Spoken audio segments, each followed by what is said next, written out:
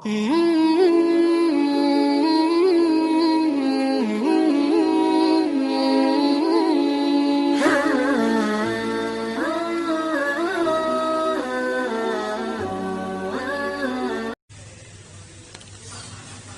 hari, tokoh besar bernama Imam Hasan Al-Basri tengah berjalan di pasar kota Basrah.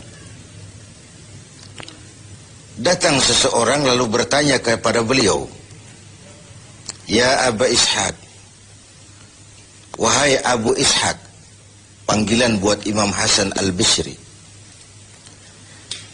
Katanya dalam Quran itu, "Ud'uni astajib lakum." Berdoalah kepadaku, aku akan jawab doamu. Mintalah kepadaku, aku akan penuhi permintaanmu. Begitu janji Allah dalam Quran. Lah kami ini, kata si orang tadi, sudah lama berdoa kepada Allah. Sudah banyak kali kami memohon kepadanya. Wah, kok sampai sekarang doa kami nggak dijawab-jawab, nggak pernah dikabulkan. Ini bagaimana? Katanya berdoa, aku kabulkan. Sudah lama kami berdoa. Kenapa nggak pernah dikabul-kabulkan? Apa doa kami salah pasang? Apa Tuhan pas kebetulan nggak dengar? Atau bagaimana ini? Imam Hasan Al-Basri senyum lalu menjawab, "Ya ahlal Basrah, hai penduduk Basrah, hatimu mati. Dari hati yang mati, bagaimana mungkin doa akan terjawab? Tidak ada getaran yang menyebabkan channel kepada Allah itu nyambung. Tidak ada. Dari hati yang mati, doa tidak mengeluarkan getaran untuk sampai kepada aras. Hatimu mati, maka doamu tidak dikabulkan." Kita renungkanlah jawaban ini. Sederhana, doa tidak didengar Tuhan. Permohonan tidak dikabulkan olehnya. Tapi kalau kita mau menukik kepada renungan yang lebih jauh, kemalangan apa yang lebih besar selain daripada kalau Allah sudah berpaling kepada kita dalam hidup ini? Permohonan tidak didengar, doa tidak dikabulkan, Allah sudah masa bodoh dengan kita. Kemana lagi langit tempat kita bernaung? Kemana lagi bumi tempat kita berpijak? Kalau Allah sudah berpaling dalam hidup ini kepada kita, itulah kemalangan yang paling besar dalam hidup ini. Sementara kita berleha-leha, menurut kita kemalangan itu kehilangan jabatan, kemalangan itu kehilangan harta benda, kemalangan itu adalah kehilangan orang yang kita sayangi. Allah berpaling dalam hidup kita, tidak pernah kita melakukan evaluasi. Nah, apa yang menyebabkan hati itu jadi mati?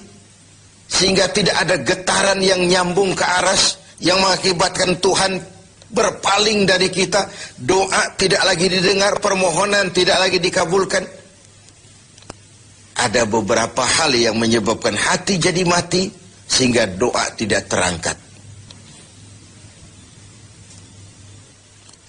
Imam Hasan Al-Basri menjelaskan beberapa faktor yang menyebabkan hati menjadi mati. Tidak ada lagi getaran yang mengantarkan doa ke aras, sehingga Tuhan pun berpaling. Yang pertama kata beliau, "Araftumullaha wa lam tu'tuhu haqqah." Kamu kenal Allah, tapi haknya untuk disembah, kewajibanmu untuk menyembah, tidak pernah kamu laksanakan. Bagaimana hati tidak jadi mati? Kenal. Siapa pencipta alam semesta? Allah. Siapa pencipta lautan, gunung, sungai? Allah. Siapa pencipta langit dan bumi? Allah. Siapa pengatur segala-galanya? Allah. Sholat apa tidak? Tergantung kebutuhan. Kamu kenal Allah, tapi haknya untuk disembah, kewajibanmu untuk menyembah, tidak pernah kamu laksanakan. Bukankah simpel bahwa Fatihah saja mengajarkan iyyaka na'budu wa iyyaka nasta'in? Hanya kepadamu kami menyembah dan hanya kepadamu kami mohon pertolongan. Tertibul kalimat, na'budu dulu baru nasta'in. Kalau na'budu terlaksana, nasta'innya pasti tokcer. Hanya kepadamu kami menyembah, hanya kepadamu kami mohon pertolongan. Kalau ibadah beres, pertolongan pasti datang. Doa didengar, permohonan dikabulkan, munajat pun diterima. Kenapa? Na'budunya beres, maka nasta'innya nikmat. Tidak diajarkan kita iyyaka nasta'in wa iyyaka na'budu. Tapi na'budu dulu, baru kemudian nasta'in. Kalau hati tidak mau mati, janganlah pengenalan kita kepada Allah tidak diiringi dengan pendekatan kita kepadanya. Bagaimana cara mendekat kepada Allah? Logika saja. Mau dekat dengan presiden, ikuti peraturan yang dibuat oleh protokolernya presiden. Mau dekat dengan gubernur, ikuti peraturan yang disusun oleh protokolnya gubernur. Tidak bisa mau dekat dengan gubernur bikin peraturan sendiri. Mau dekat dengan Allah bikin metode sendiri. Dengan jalan ngelamun, duduk madep ngidul, bengong 4-5 jam, lalu mau dekat dengan Allah. Mau dekat dengan Allah, ikuti cara yang sudah diatur oleh Allah melalui utusan-utusannya. Bukan dengan cara membuat sesuatu sendiri. Ini yang pertama.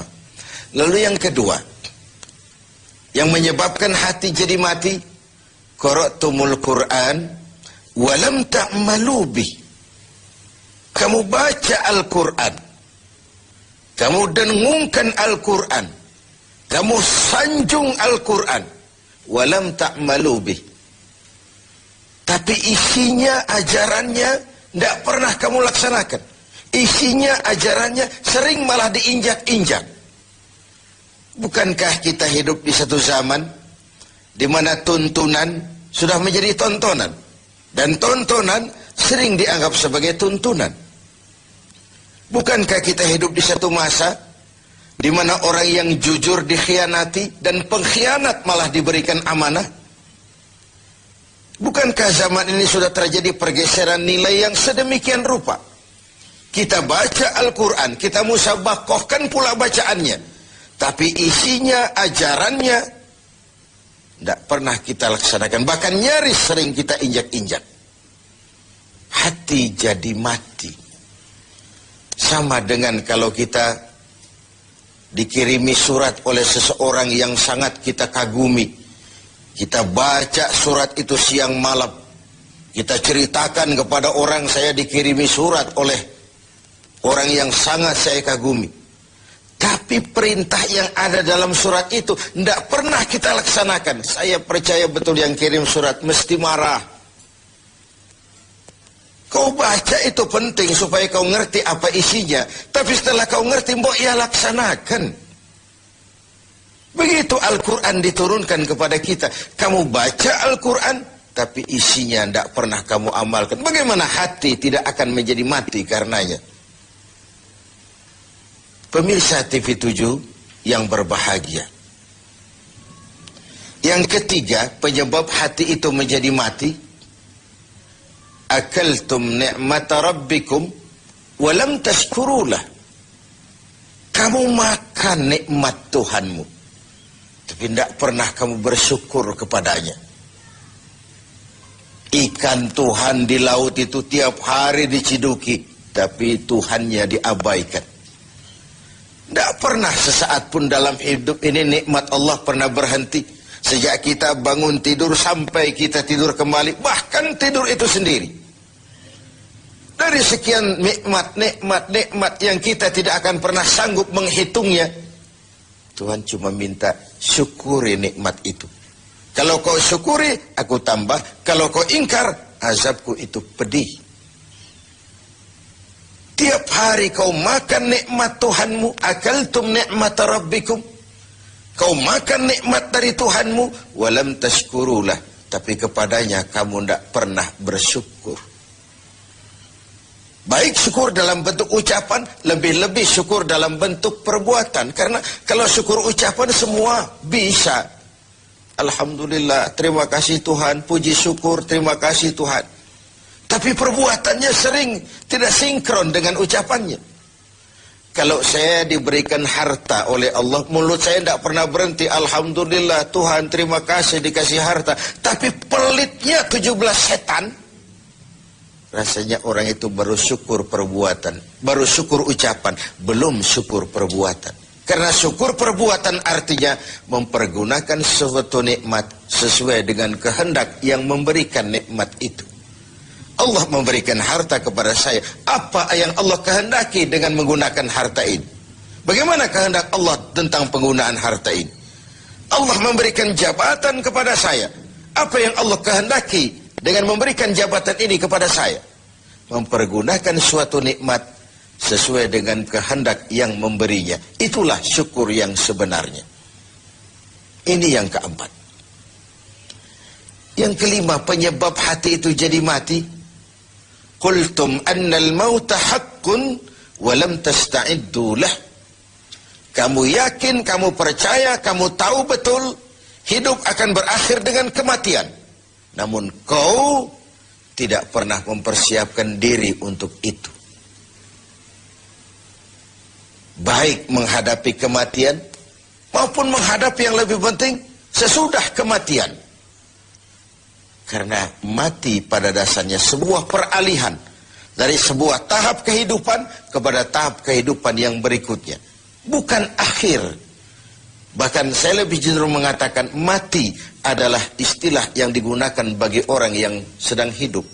Sipulan mati itu kan kata yang hidup. Yang mengalami sedang pindah ke alam lain. Jadi tidak ada alasan hidup sulit benar, mending mati habis urusan. Tidak selesai sampai di situ. Tidak selesai urusannya. Hidup terus berlanjut di alam barzah, terus berlanjut di alam mahsyar. Ini satu perjalanan panjang. Seperti kita akan berangkat keluar kota yang jauh, tentu kita harus menyiapkan bekal. Semakin jauh perjalanan, semakin banyak bekal yang kita bawa. Kalau Anda akan berangkat jauh, tidak bawa bekal berangkat juga, itu kan nekat sama namanya. Sampai ke tujuan belum tentu, sengsara di jalan sudah pasti. Kenapa? Tidak ada bekal kok berangkat. Begitulah kita sebagai manusia, hamba Allah. Perjalanan panjang, belum siap bekal, belum cukup ibadah kita, sudah datang saat kematian. Tentu artinya belum punya bekal sudah berangkat.